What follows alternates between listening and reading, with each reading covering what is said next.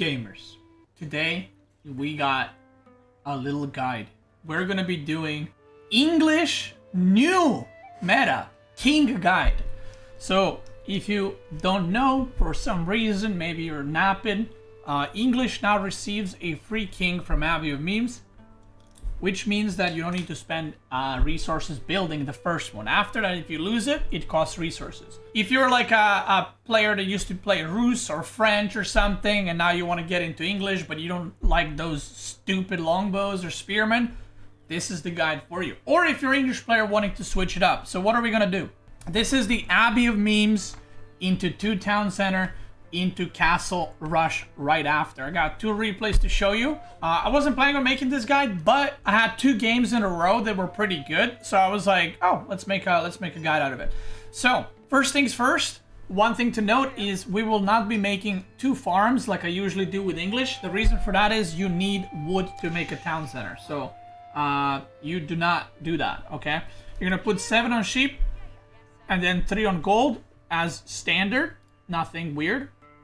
F for a while. Okay, it should be fine now.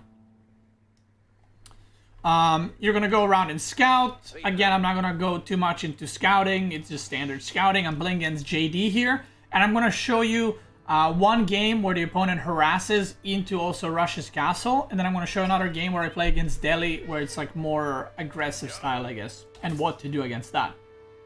So we're gonna go 7-3, and then we're gonna age up. So I'm going to show you the build in the first game, and then in the second game, I'll just show you what happened when the opponent was more aggressive and give you kind of a couple of tips. I would suggest not to do this build in English versus English. If you play English versus English, you pretty much have to go Council Hall. Otherwise, you're going to be very far behind and screwed. So be warned. Alright, so the moment you get 200 gold, you want to pull back and send these villagers to stone. So, boom, boom, boom, I got enough gold. I build the mining camp, and then we're going to be aging up with 4 villagers for Abbey of Kings, because we want to get the king out so we can either defend ourselves or attack if the opponent is playing passive. Now, I'm still working out the exact, like, perfect timing for stone. But what I just tried last game, you can send 4 or 5 villagers. So the moment you start aging up, you can send 4 or 5 villagers on stone.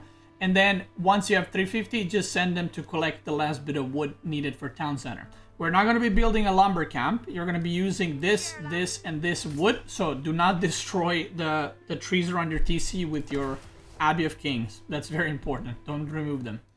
So each one of these trees is 150 wood, which equals to 450.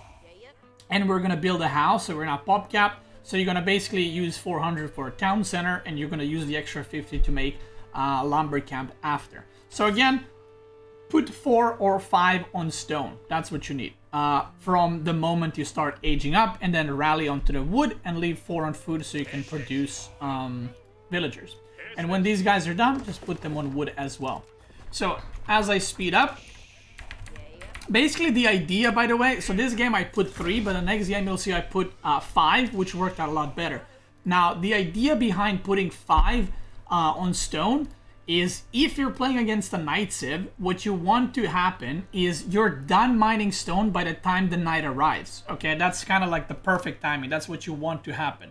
So this game I messed up, and you'll see I get harassed. But if I was to put 5 on stone, by the time the night arrived, I would have enough stone for TC, so I could move back, chop the wood, and then when I push back the night, I can plant down a town center. So, the night is coming right now. My king is slowly being built. He aged up really fast. I don't know how many villagers he aged up with, but he aged up really fast. So, yeah, the idea is the way the timing works out. You can see me here pulling more villagers because I'm trying to mine out stone before he arrives, but I was late in this game. So the idea is when this knight is like here, I pull off of stone, I go on the wood, and he's got nothing to harass, and then my king pushes the knight back. So that's the idea. I do a little block here. I lose a villager, but he loses a knight, so you know, it's alright. It is what it is. It happens. Sometimes you mess up. Now, where to put the town center? So with English, with this build, you will not be putting town center on deer like you usually do with, most civs. Number one reason is I only have a king, so if 2 knights arrive, I'm going to lose all the villagers. And you don't want to be building spearmen. Number 2 reason, your farms are really good and really cheap, so you can start farming very, very early. And number 3, you want your resources protected, the main resources, with the town center. So if I was to put town center here, my gold would be exposed, my woodland would be exposed, and then this would be hard to actually build in the first place. So what I'm going to do, as I'm chopping this, I'm going to build a town center here. Why? Well, it basically defends my gold. I also get some wood here if needed. And it just provides, nice close to town centers. This is very important with the build, which is base building. So how do you want to build your base? Most of the time, you will build your TC on the gold like this, preferably connecting with wood line, connecting with stone, or maybe if I had like deer here, I would build a TC probably like right here so that I'm on deer plus gold. Or if the deer pack was here, I would probably still build it here, maybe push in the deer a bit and then get the deer too. But other than that, build it on gold, okay? So, the base building part. It is very important that you put your farms between the 2 town centers, because later on you will build White Tower in order to protect it. So White Tower is actually a meta right now with this build, because you're going to TC very, very early, and most of the time you will simply not need another TC with King's Palace. 2 TC is fine. Even if your opponent went 2 TC, I would advise you to still go White Tower, because the biggest English problem is once you enter the castle, you don't have enough resources to get upgrades and to build production. But White Tower not only defends you, but it also gives you production buildings basically with it. So we're gonna rush out this TC. I'm still protecting from the knights. And now we're gonna put some workers on gold, some workers on wood, and I've been playtesting in both games, seeing what I like more. I think that you should be putting 8 on wood. You can put 8 or 10 on wood. You'll put 6 or 7 on gold, and then everything else you will be putting on food. And the moment you have enough wood, you will be building a mill, building farms, and so on and so forth. Now, I'm going to show you this specific style with an enemy that is also trying to rush castle. So he went to town center, but you can see how much faster my TC is, right? That's kind of part of why this build is strong with English. So he's also rushing castle, and I scouted that, so I am not making any units. I'm just going straight to castle. So again, 8 to 10 on wood, 6, 7, 8 on gold is fine. And then you want to rally onto the food with both villagers. And every time your king is damaged, by the way, try not to lose it. It's very important. You can harass with it, but every time it's damaged, just bring it back to Abbey. It's going to heal it up super quickly, and then you can go again.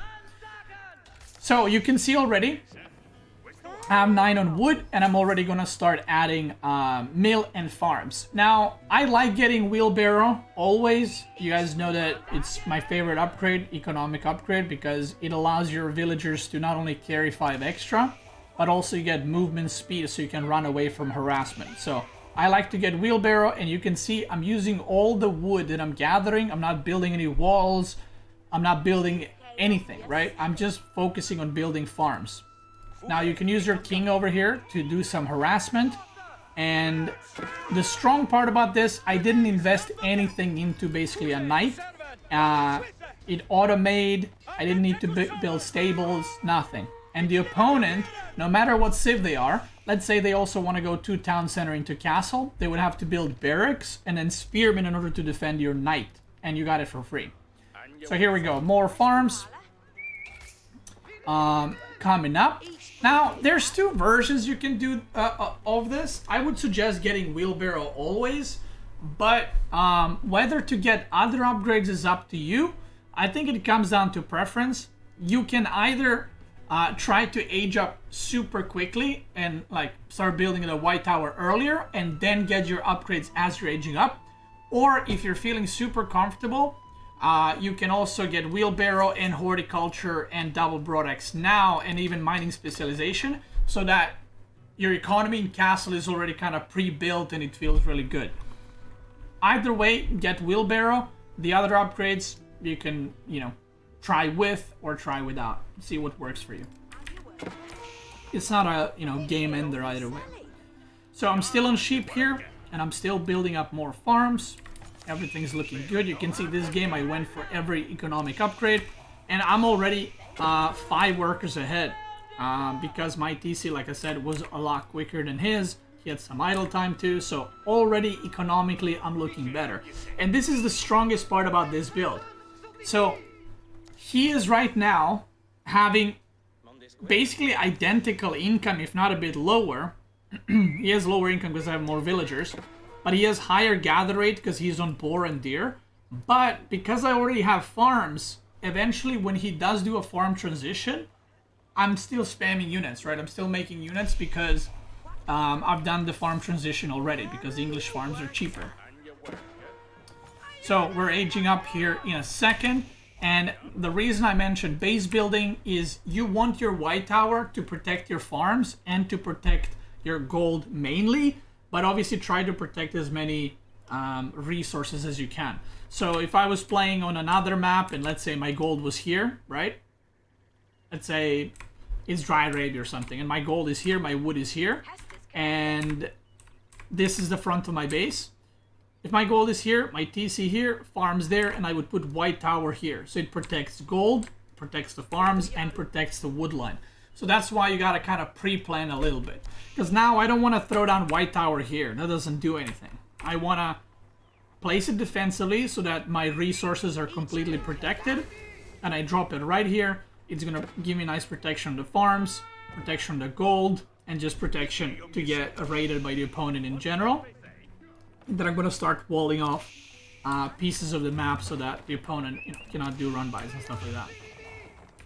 I heal up my king again. I got 3 villager kills. And by the way, the opponent I'm playing against Anatan, which is one of the top players in the world. So it's not a Pepega. He knows what to do.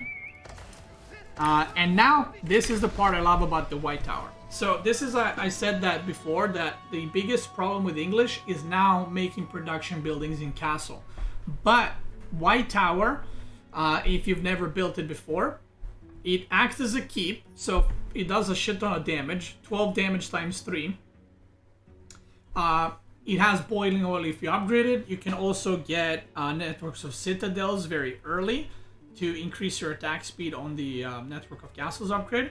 And then it also works 100% faster. So if a spearman produces 16 seconds from the barracks, from the white tower it produces in 8 seconds. The man-at-arm also in 8 seconds, longbow 8, crossbowman 11 seconds, and then horseman 11, knight 18. So what does this mean? Well, this basically means that the white tower is double barracks, double archer range, double stable, or double siege workshop. The siege is also produced faster. So depending on what you need, you can immediately make units. And not only you can make units, but you can make them extremely quickly. So, right now, at the top level, the meta is always to open knights if you rush castle, so you can go harass and get map control. If you are getting attacked, like you're getting all in by, archer, horseman, or something, just go men-at-arms immediately, produce them, rally them here, get a barracks, upgrade your men-at-arms, and fight with that. If you want to harass your opponent, immediately go into knights. If you're fighting against like pure knights, maybe go some spearmen and then crossbows, just to be able to defend. So now he cannot go anywhere close here because of the white tower. It's all protected, and it can garrison 20 villagers, which is very, very good. So I'm going to speed up this part. I just want to, that's pretty much the build order for this. From here on out, I'm getting my eco upgrades immediately. You can get monastery and try to get relics. If you play with knights or whatever units you're playing with, you want to try to get relics, get eco upgrades, and then you slowly, over time, add more farms, you add more production buildings, and you want to be spamming like depending what your opponent is going for. But I would say man-at-arm crossbow is probably the best choice. You want to avoid, or you know, spearmen if they have a lot of horsemen or knights. You want to avoid making longbows with this build, and the reason for that is you're going to want to use wood to produce a lot of barracks and archer ranges, and after that you want to use wood for more farms. So if you also produce longbows, you simply won't have the wood needed. You're going to need to put like 30-35 villagers on wood to be able to sustain that. So just go into man-at-arms, crossbows, spearmen. They're not that expensive on wood, so you can go spearmen. But in general, man-at-arms are going to be the way to go. And I would always suggest opening knights, but again, if you're not comfortable with knights, then just go straight into infantry. Now, I'm going to speed this up so you can see how I'm building my farms. Now, I could have also, I walled this part in, so that's why I'm building farms here. But I could have also built a layer of farms here and here in front of the White Tower, because this is a very protected area. Even though it's kind of in front of the base, it's still pretty safe. Now, one part, every time my knights are damaged, by the way, you can just send them home and heal up, which is very nice. Now, I'm getting my military upgrades, eco upgrades are all complete. And now, if you look at income, I'm at 1.5k versus 700, and he has 0 farms. So this is the strength of this build. My food is now super set up. I have 30 farms already. And whatever civ my opponent is playing, he will need to make farms very, very soon. And once that happens, his military production will plummet, basically. And then you can, as long as you keep spamming units and keep pushing, you'll be able to potentially just win the game. So now I'm making production. Look how late I'm making my production buildings, by the way, 15 minutes. I've been just producing from the White Tower. I'm making some crossbows now. And now I'm getting my upgrades. Now what I wanted to show you guys is a neat little trick, which is if you... Can I see it through here? No, I don't think I can. Okay.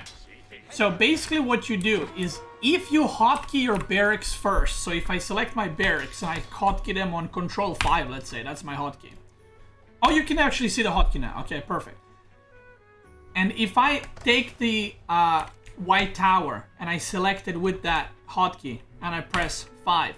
So you can see now my White Tower and the 6 barracks I have are in the same hotkey. So what's gonna happen is if I now make spearmen, the game will prioritize making spearmen from the White Tower because it double produces, or it produces twice as fast. Sorry, it doesn't double produce, it produces twice as fast. Which means that you can still be using White Tower as your double production building. What happened? You mean this? If it like this? That always happens. The little blur? Maybe not always, but it happens pretty often. So you can also use this for archer range. So for example, I can make an archer range here, 1. I can make 6 barracks, and then I can hotkey the archer range like this, 2 archer ranges. I hotkey it to 6. I put in my the White Tower as well, and now I have, instead of 2 archer ranges, I have 4 with the White Tower. So then if I just make crossbows, the White Tower will also be queuing up crossbows, which is very nice. And obviously, if you can do the same with Siege Workshop, or if you need Siege, you can quickly make Siege out of this, which is really nice, because sometimes weakness of English is like when you're playing Mass Infantry and then there's a Mangonel and then you gotta go back and make Siege Workshop. Now, you can just make a Springald immediately and you're chilling. So, yeah. Yeah. I'm gonna just speed up just to show you guys how the game ends. But as you can see, the income, if you compare the incomes right now, I mean, look at his income. 1k, 400, 350, 600, minus 1.3, 1000, 1.3, 300. So a lot better income. He tries to rush Red Palace to survive, but I catch him off guard with just crap ton of units. And this is the weakness that I was talking about. So right now, he has to transition to farms, but I don't. So now my units are just pumping through the map. I'm just spamming units, and his food income is pretty much non-existent. So now he has to make farms, which is obviously going to take for a while. I think he tried making a lot of town centers and keeps to try to, you know, make me not push and delay the game and potentially survive. But yeah, my income right now is like completely nuts, as you can see. Even though the villager difference is not that big, but that's the power of farms. Now, whether to go Wingard Palace or Berkshire, it's up to you. I think that with English, your units are already strong enough in Imp, so I feel like I don't really need discounted units or stronger units in order to deal with my opponent. I like to make Berkshire. Now, there's three positions you can put Berkshire on. You can put it either on the big gold on the map, which on this map is in the corner, so I don't really want to do that. Number 2, you can put it on the middle of the map to kind of have your rally point here, and then you can push, you know, all 3 sides from it. Or if you're playing against a cavalry civ, you can put it in the back and then protect your farms with Berkshire. So, and then with White Tower and Berkshire, you're like immune to harassment almost. So that's up to you. Do whatever works the best for you. And yeah, now I'm just spamming men-at-arms and hand cannoneers, and I'm just gonna push here. He has keep and town center. He just force that shit down, and in a second he gives up. So there it is.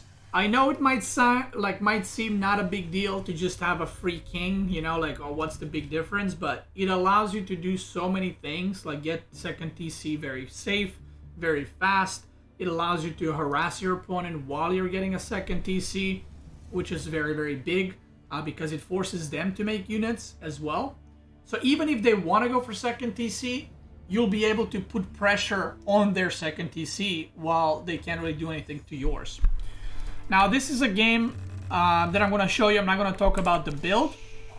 I will mention the part where I put 5 on stone, and you'll see that it works out a bit better.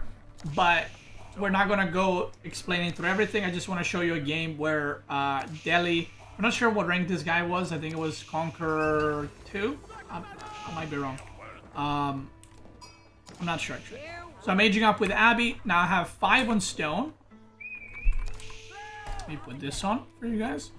And basically the way this would work out, if my opponent was going Ghazi Raiders or if it's a Night Civ, I would have enough stone to move them away, and then I'm chopping wood under town center. So, boom, there we go, and I just send them to wood to get the last bit that I need. And again, we're gonna place the TC onto the gold.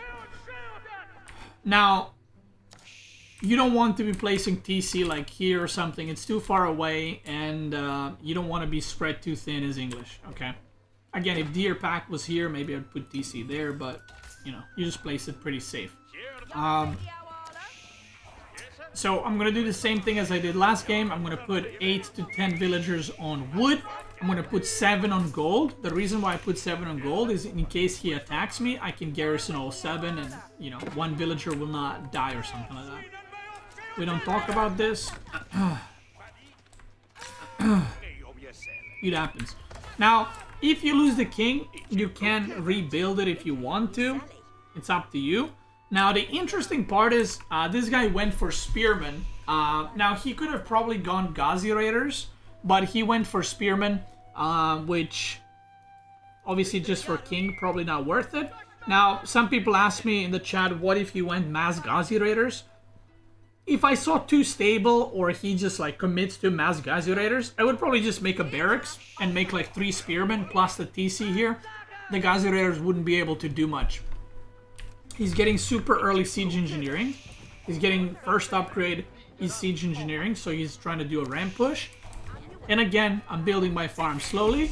Now, I haven't had experience with aggressive plays, so I wasn't sure if I'm going to have time for the White Tower, but I did. Now, if you're playing against, I don't know, like some super aggressive that's in your face at like 5-6 minutes or something, you can just put, you know, 12, 14, 15 villagers on wood, only 5-6 on gold for your upgrades, and then build a barracks, build an archer range, and then just play normal English, right? Where you make spearmen and longbows. So that's something that you have to figure out which matchup you can kind of go, you know, naked castle, as we call it, or where you actually have to make units. But most civs you should be able to get away with making a naked castle. Now the interesting part is if your opponent towers your gold, right? Other civs can't really do much against it. Like if your opponent comes with like 2 archers or something and a villager, you can actually just try to snipe the archers and or the villager with your villagers because you have ranged attack. So that's something to note. So again, farms, all the good stuff, and I'm gonna age up right here. So this is like a really good white tower, right? Gives me a little bit of wood protection here. Farms right here, gold, everything I need. So he captures the sacred site and he goes for rams immediately. You can see I have 1 unit, which is a scout. I'm making a king. And I went for knights here because I didn't know that the rams are coming. And I think I saw the rams like right now. And I was like, oh shit, I'm getting all in. So I made only a few knights.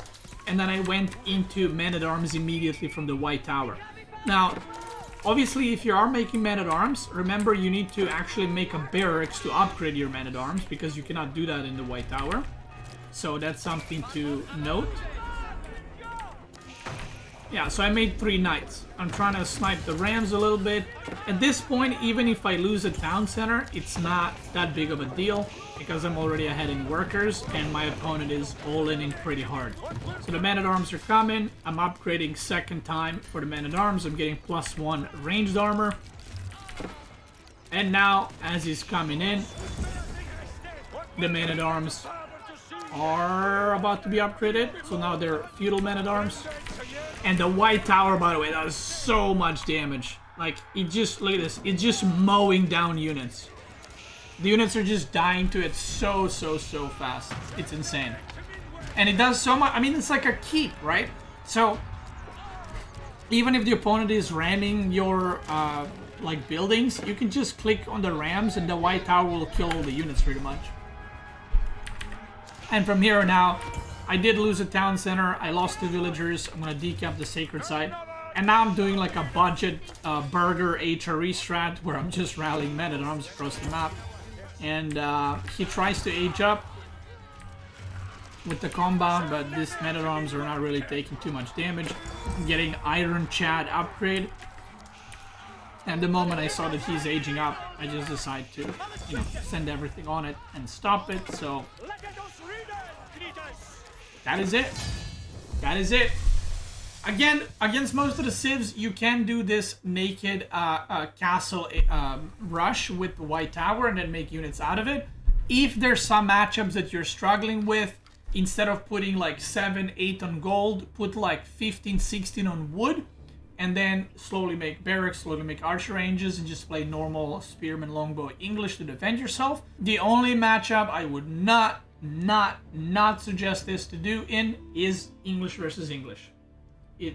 It does not work. I've tried it already. I've played against it, and the guy who went counts the hole won. So that's it. If you're watching this on YouTube, I want to thank you so much for watching. I hope you enjoyed this video. Some of the other guides that I'll be making, I have a list right here. I'm going to be making a new Abbasid guide, new Chinese guide, OTD guide, JD cock build guide, Byzantine. I'm going to do one maybe Hippodrome build and one Mercenary, which is like the oil build. So that's it. YouTube gamers, thanks for watching. Check me out on Twitch. I'm probably live right now. And again, if you're buying Steel Series, use the code under the video. Thank you, Twitch gamers. Let's keep going.